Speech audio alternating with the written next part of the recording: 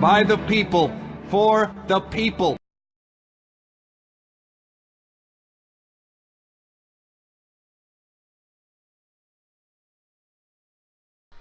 Well, hey, what's up, man? Welcome to my third documentary as I look at kind of Adolf Hitler and Winston Churchill.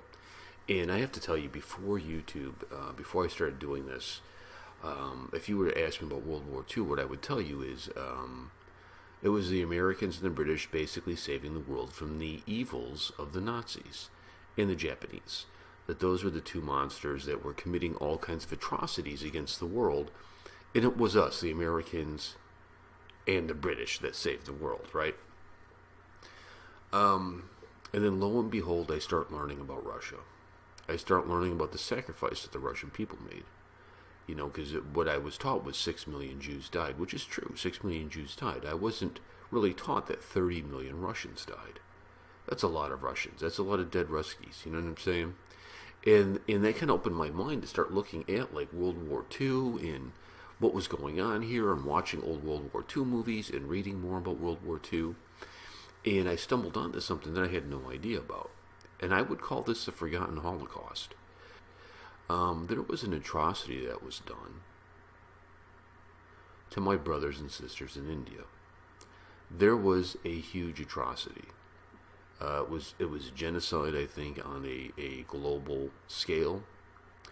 And it is the evil no one really wants to talk about. We see movies like Dunkirk, which was a great movie. We see the other one with Gary Oldman in it. I forgot the name of it, where he was playing Churchill. And it's celebrating Churchill as this, you know, larger-than-life character who was able to bring, you know, all of the UK together so they could stand and make a stand and help fight the Nazis. When will the lesson be learned? When will the lesson be learned? How many more dictators must be wooed, appeased, good God, given him mixed privileges, before we learn? You cannot reason with a tiger when your head is in its mouth! Well, what we don't know is that Churchill was a monster. That Churchill was an evil man who did a lot of evil things. It kind of gets pushed aside in the Western media. We don't talk about this. That this despot, what he did to India and the Indian people, it's just never talked about. So I want to take the rest of the time that we have on this video and kind of explore this, because I don't think a lot of Americans realize just how evil the British were and what has happened to our Indian friends, our Indian brothers and sisters. A lot of evil. And so join me with this as we take a little time and we kind of explore the topic. Thank you so much, and we'll get into it. I think before we actually look at the atrocities that were perpetrated on the Indian population underneath Churchill's rule, I think it's probably good to kind of just look at Churchill. I mean, we're not going to spend really any time looking at Hitler, because everybody already knows that Hitler was bad, that he was evil. You know, only the most racist girl on YouTube, if you guys have seen her, thinks Hitler was like a great guy and that he never did anything to the Jews. It's all a conspiracy. The media and school system has told you all your life that Adolf Hitler was the most evil man to ever live. Unfortunately, you were told lies and you most likely believed them. What we hear about Hitler through the media and the school system is extremely biased, because they don't want to offend the Jews. But a lot of people don't know about Churchill. And this documentary really isn't... I know I called it Churchill versus Hitler, but what it is really is Churchill. And so what I want to do is I want to read to you an article that I found. It was written in the UK, and it was about the two Winston Churchills. We kind of get this, you know, the finest hour, the speeches, the quotes, the hero of Great Britain. We will fight him in the day, and we will fight him there, and we will fight him here. So bear ourselves that if the British Empire and its Commonwealth last for 1,000 years, men will still say, this was their finest hour. But we don't get the dark side of Churchill. Oh, trust me, my Indian brothers and sisters get the dark side of Churchill. They know it firsthand, but the world doesn't really know that. So what I want to do is read to you this article that I came across on Churchill. Winston Churchill is rightly remembered for leading Britain through her finest hour. But what if we also learn that he led the country through its most shameful hour?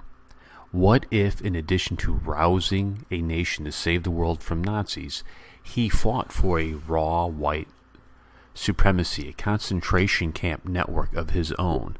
This question burns through Richard Toye's new history, Churchill's Empire, and it's even seeping into the Oval Office.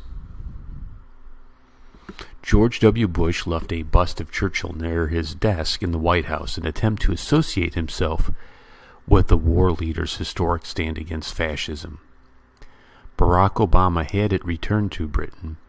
It's not hard to guess why. His Kenya grandfather was imprisoned without trial for 2 years and tortured on Churchill's watch for resisting Churchill's empire. Can these clashing Churchills be reconciled? Do we live at the same time in the world that he helped save and the world he helped to trash? Toye, one of Britain's smartest young historians, has tried to pick through some of these questions dispassionately. And he should lead us, at least, to a more mature conversation about the greatest national icon of Britain. Churchill was born in 1874 into Britain that was washing the map pink. At the cost of washing distant nations blood red, Victoria had just been crowned Empress of India, and the scramble for Africa was only a few years away. At Harrow School and then Sandhurst, he was told a simple story. The superior white man was conquering the primitive, dark-skinned natives and bringing them the benefits of civilization. As soon as he could, Churchill charged off to take part in a lot of jolly little wars against barbarous people. In the Swat Valley, now part of Pakistan, he experienced, fleetingly, a crack of doubt.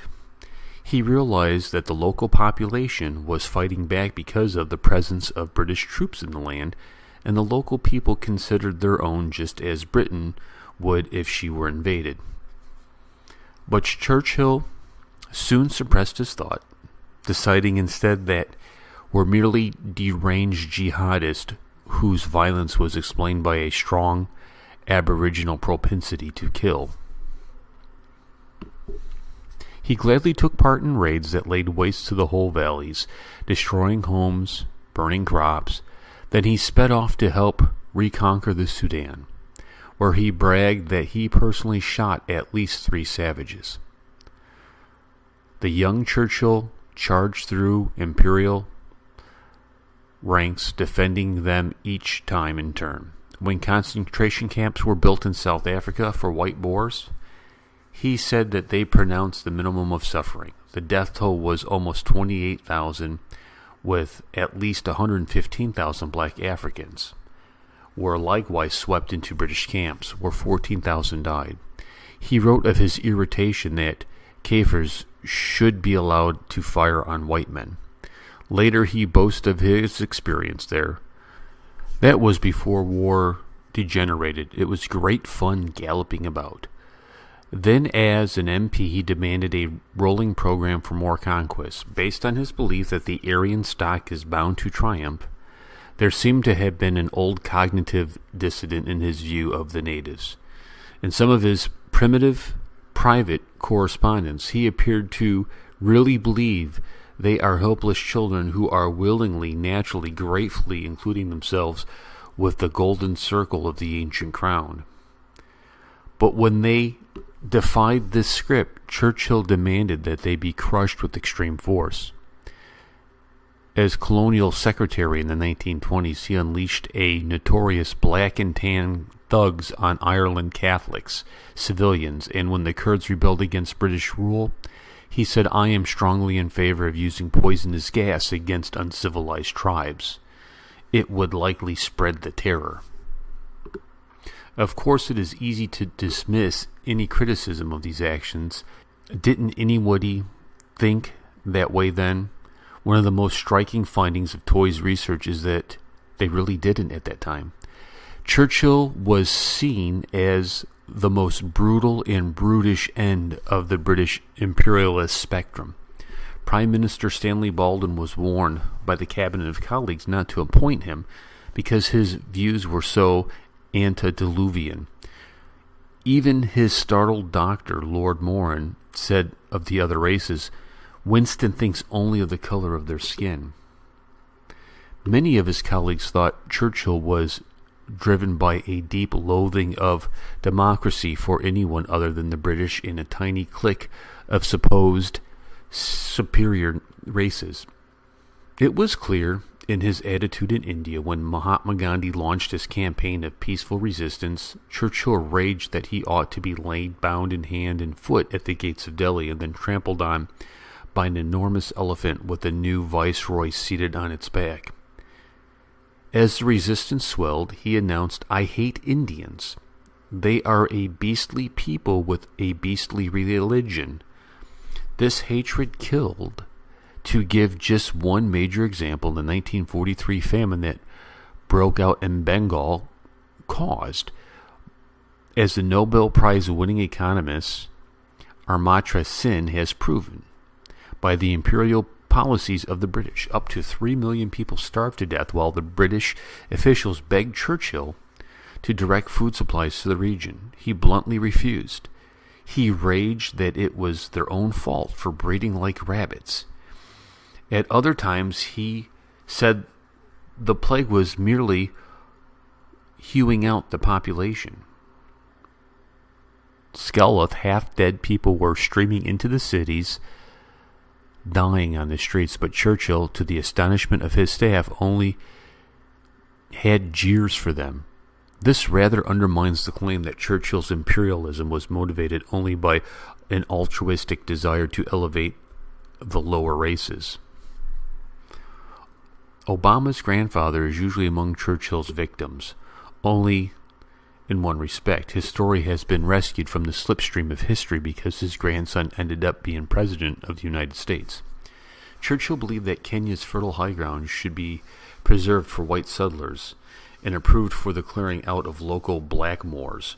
When he saw local Kikus as brutish children, when they rebelled under Churchill's post-war premiumship, some 150,000 of them were forced at gunpoint into detention centers, later dubbed Britain's Gulag by Pulitzer Prize-winning historian Professor Caroline Elkins. She studied the detention camps for 5 years for her remarkable book Britain's Gulag. The British end of the empire in Kenya explains the tactics adopted under Churchill to crush the local drive for independence. Electric shock was widely used, as well as cigarettes and fire, she wrote. The screening teams whipping, shot, burned, mutilated Mau Mau suspects Obama never truly recovered from the torture he endured. Many of Churchill's wounds inflicted have still not healed. You can find them on the front pages any day of the week. He is the man who invented Iraq, locking together 3 conflicting people behind arbitrary borders that have been bleeding ever since. He was the colonial secretary who offered the over-promised land to both the Jews and the Arabs. Although he seems to have privately felt racist contempt for both, he jeered at the Palestinians as a barbaric horde who ate little but camel dung, while he was appalled with the Israels. Take it for granted that the local population will be cleared out to suit their convenience. True, occasionally Churchill did become queasy about some of the most extreme acts of the empire. He fretted at the slaughter of women and children, the massacre of 1919,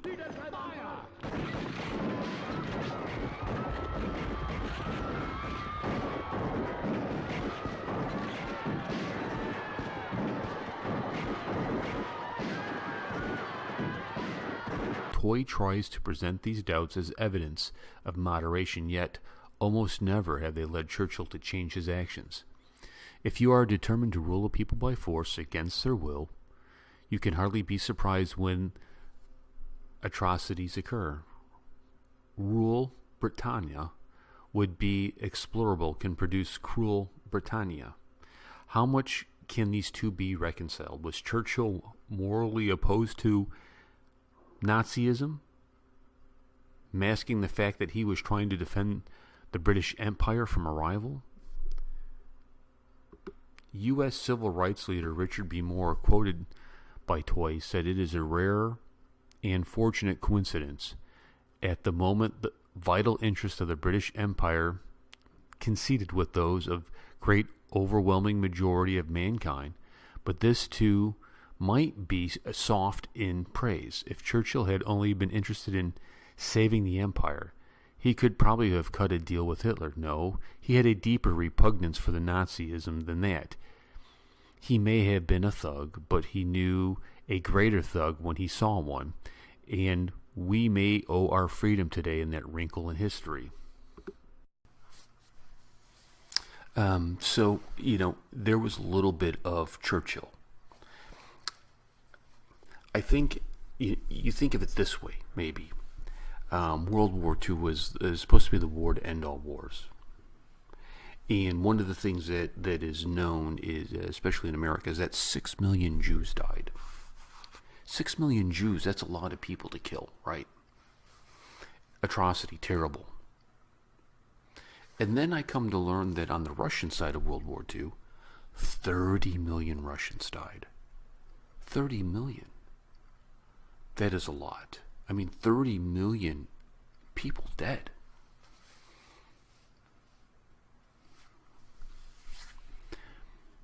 And then you look at India. And you look at the people who died underneath British occupation in India. You have the Bengal famine. You have the ice torture, where Indians were stripped naked, chained to ice so they got frostbite, and then ripped up, pulled up quickly so it ripped the skin off. The rape, the murder, the execution. And if you go through this imperialistic, fascist, white supremacy view that Churchill had, and you look at the Crown's reign on India the entire time, you're getting to 65 million people. 65 million people.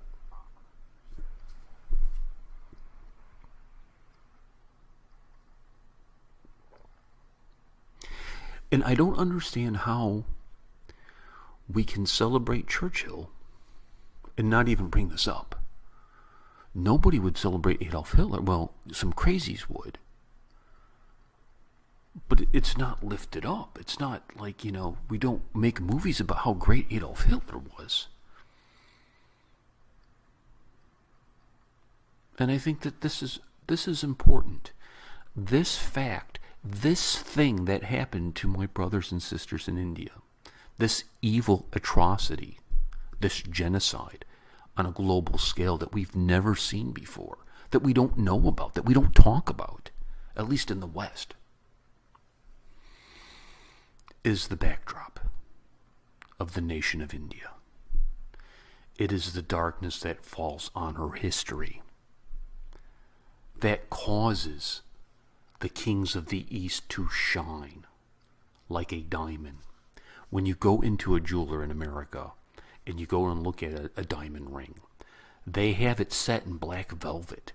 So the darkness is engulfing everything but the diamond, and it shines, and that is what the Indian people are. They are a diamond shining in the world.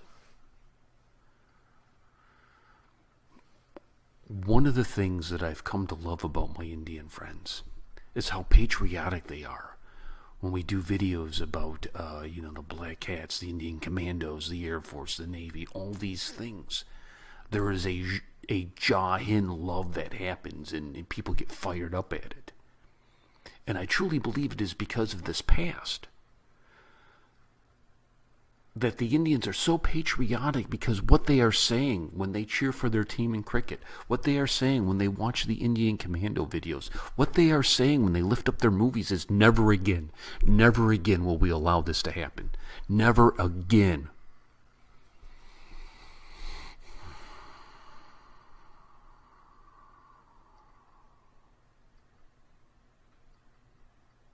We cannot forget in the West the atrocities that happen. We cannot embrace Winston Churchill. We can't. We cannot embrace Gandhi. Gandhi almost seemed to enjoy more of this, of having Churchill's ear than freeing his people. We cannot.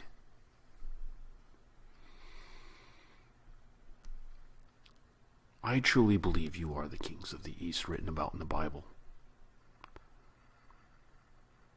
Some 1900 years ago in the book of Revelation. And what I would say to my young Indian friends, think about it. Think about your past. Think about your present and the future that is to come. Prepare for it. Work hard at a craft or a trade. Get an education if you can't. But learn something, learn a skill that will help you in the new world because you will be ruling it. I think to my young Indian women friends that watch, don't be ashamed to be a mom. Don't be ashamed to be a wife. I'm going to tell you two things that are absolutely true. Behind every great man is a woman who made him that way. And the hand that rocks the cradle rules the world. Two things that I would just impart on you, to my young crunkettes. India, your time is now. The days of viceroys are over. You're dealing with one of Churchill's last evils that were perpetrated against you, and that is the division of your land. And it's clear when you read about it, he hated Indians and Muslims. He hated Hindus and Muslims. He was hoping you guys would just go at it in civil war and just kill each other. And you're dealing with this now. I'm going to take my hat off here.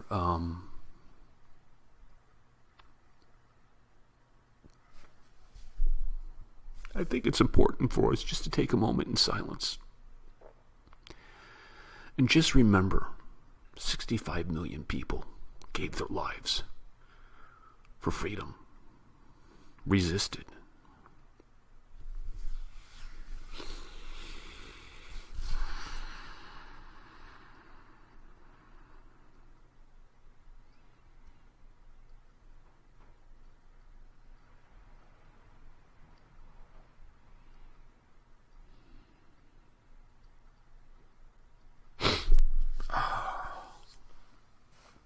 India, the world is yours. I am watching from America, rooting for you. I cannot wait to see the heights that you go. I cannot wait to see the world kind of be taken over by India. Jai Hind, my brothers. I'll catch you guys later.